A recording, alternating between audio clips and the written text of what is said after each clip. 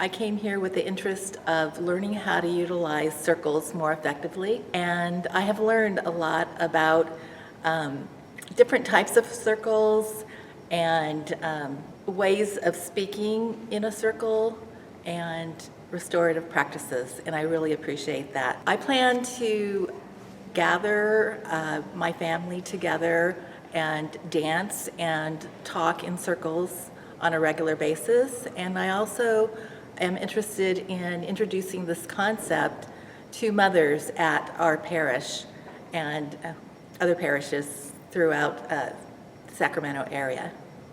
I serve as a permanent deacon in the Diocese of Sacramento here in California. I've been working generally in restorative justice or fields related to that for about 18 years, directly as a prison chaplain. Prior to that, also in some youth development areas as well. I've really enjoyed learning the restorative practices aspects that we've been studying here and practicing because it relates to a lot of the work that we've already done in similar kinds of circles, but gives us some direction and focus so that we can move forward, see where we can improve some areas, use circles in new ways, and also involve more of the whole community, not only with the offenders that we work with, incarcerated and on reentry, but also working with victims so that the community can be healed as a whole, all of us working together. I am currently the Victim Assistance Coordinator for the Diocese of San Diego.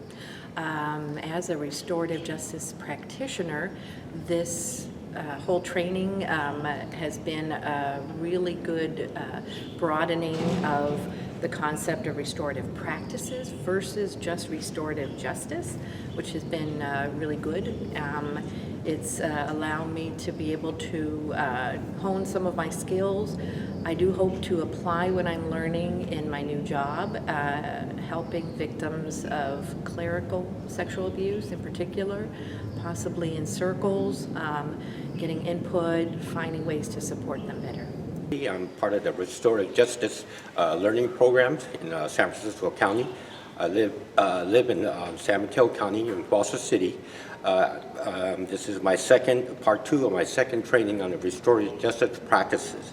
I work with adolescent youth teenagers in Davis, California, and this course actually just brightened my horizon, so I'm ready to tackle the next challenge. I volunteer at Folsom State Prison and California State Prison in the Bridges to Life program there.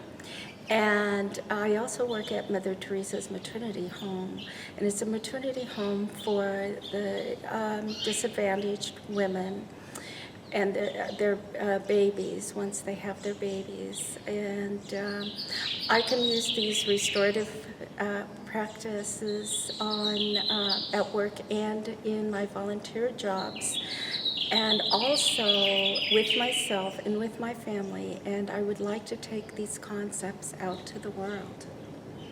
I just completed 23 years of incarceration. I am a survivor of domestic violence. My son was murdered by my ex-husband as I was attempting to leave a domestic violence situation. I have spent the last 13 years working with restorative justice to educate people on the effects of domestic violence and how restorative justice can play a role in the process, as well as restorative practices.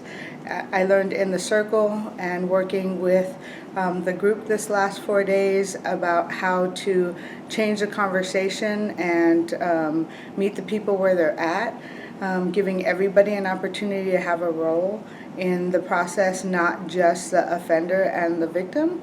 I understand that with this new tool that I'll be able to help several other people in the process, working with conflicts, big or small, especially when dealing with domestic violence situations. Victims tend to believe that there's nobody there to help, and this is an arena that can assist in that process and create some healing.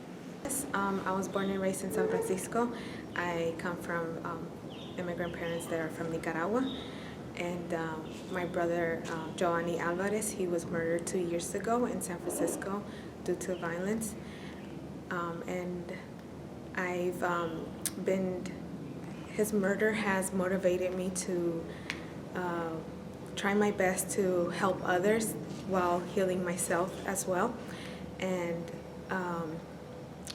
the restorative practice training has taught me that communication is the key to any relationship, whether it be your friends, significant other, or building strong communities. And I intend to apply that in my daily life, in my family, and in the community. I work at Homeless Prenatal. I also lost my brother 2 years ago due to violence, and I took this 4-day training to gain my skills to work with the community. And also the one thing that I really liked and learned about this training was about circles and how to use the circle concept in a group setting.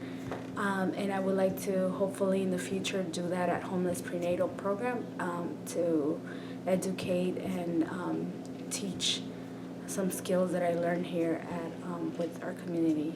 I served 36 years in prison. I've been home almost a year, June 11th. I'm excited about doing restorative justice, and I was really excited when Julio called me to take the restorative justice practices class. I'm learning how to give back to the community, and I feel that giving back will completely give me a sense of more freedom than I've ever had before, because I'm giving back to the community that I harmed. So I'm very appreciative of this class. Hi, my name is Delia Gennaro. I'm the Survivor Restoration Director for the Sheriff's Department, and I've been doing restorative justice for approximately 25 years now.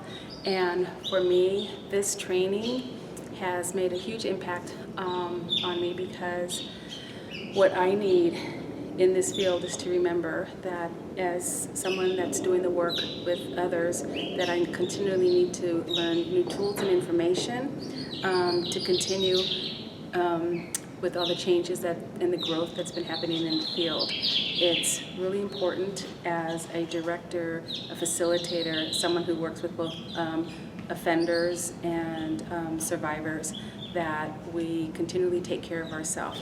So what I'm really taking away from the training is personal healing, continued healing, because I'm a firm believer that if I don't remain a client and a student of others, that I will not be able to support my clients or students in the future of learning how to use the practices of restorative justice. My name is Hilda from Kenya. I lost my father to suicide when I was young, and his death has never been discussed in the family, and there has been a lot of tension and conflict within the family. And I've also worked with a lot of youths during Kenya's post-election violence, where 1,300 people died and many others got injured. I was actively involved in solving conflicts amongst the youths from different tribes. I have taken a 4-day training about conflict resolution, and it has equipped me with effective tools that I'm going to use to solve conflicts within myself, our family, and the youth that I'm going to work with. I'm devoted to restorative practices. I've learned a lot this last 4 days about the nuances, the difference between doing a more informal circle and doing a formal conference. It's been really helpful to have Beth tell us how to do these things. One of the things that kind of surprised me, because I've always tried to be very natural when I'm doing a circle, and she said when you're doing a formal conference, you really need to detach yourself so that the participants connect with each other rather than with you. So that was a really important learning for me in the last few days. And if you get a chance to take this course, these 4 days, I really recommend it. It's great, and it's even fun. And they're wonderful people that you'll meet. My name is Yvette, and I work with Justice Involved Youth in San Francisco. I think the most exciting thing I learned during this past 4-day training is how to hold restorative justice conferences. I think at my work site, we've been trying to find a way to resolve issues that come about with the youth. and we've been grasping for the right way to do it. And I think I finally have a structure that works for us that will actually help us resolve the issues, so bring a resolution and have many different parties involved in making that happen. The other lesson that I learned through this training was a new way to convey positive communication techniques to use with our youth, and I'm eager to share them with our volunteers who work inside of Juvenile Hall. So I'm really excited that with the help of all of my fellow students in this training, we'll be able to multiply the benefits of restorative practices. I'm a restorative justice advocate, and what I've learned from the facilitators training is that once you bring the offender and victim together in a structured, semi-structured environment, you can really start the healing on the point. What I plan to take away from this training as I go back into the community are those very elements of how to bring an offender, victim together in one space so society as a whole can become better and society can start healing. Hello, my name is Teddy T. I work for Health Right 360. I'm a substance use disorder counselor 1, and the reason I took this training is so I can learn different ways that we can bring a balance into abstinence and harm reduction. What I learned from the training is that the importance of circles and how using a circle can bring the community, the victim, and the offender together to make a wholesome process and make it a better thing. I lost my brother 2 years ago in 2017, and what I learned from this training, it's a lot, and one of them is about the conflicts, how to deal with my family issues, with my friends, with my own feelings, and I really want to take this to the community. I work for Golden Gate for Seniors. I've taken this training for several reasons. One, being a survivor of my brother being murdered. Two, being the field that I work in. It has allowed me linkage to restore, repair, and heal. And with that, I'm going to take that back to my workplace, to my community, connecting the victims and the community and the offenders together as one. And I work with the San Francisco County Jail as a facilitator and case manager. I took this particular training because I needed the tools to work effectively with the healing process with the inmates as well as my community. I'm a fourth-year political science major, criminal justice minor on the pre-law track at Hampton University. I am currently an intern at Community Works, directly working in the pods at all San Francisco County jails and prisons, working on restorative justice as well as violence prevention. This training, I've learned so much about conflict resolution, healing, and the effectiveness of talking in circles.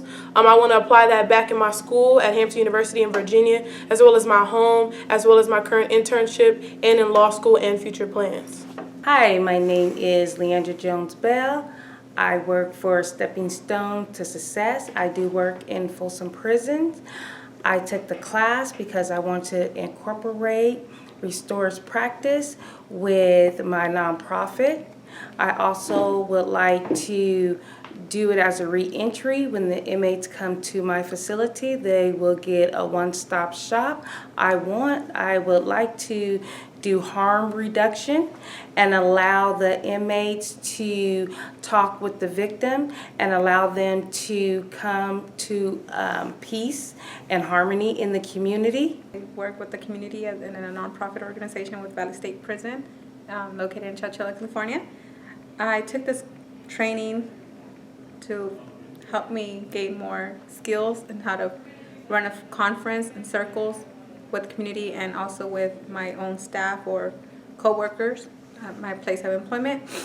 I believe that restorative practice is a very valuable asset that someone could gain to help others out in the community or groups to gain more knowledge and how to help each other out and heal when there's a crime or victims involved, and also with the offenders.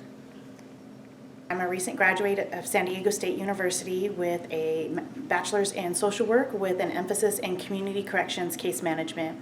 I do a lot of work with various populations in the community, students, underrepresented populations, minorities, where doing restorative justice forums and creating an avenue for healing is in great need. I came to this training so that I could expand those skills and continue my work in more populations, and I've learned in this training about the variant differences between restorative justice and restorative practices.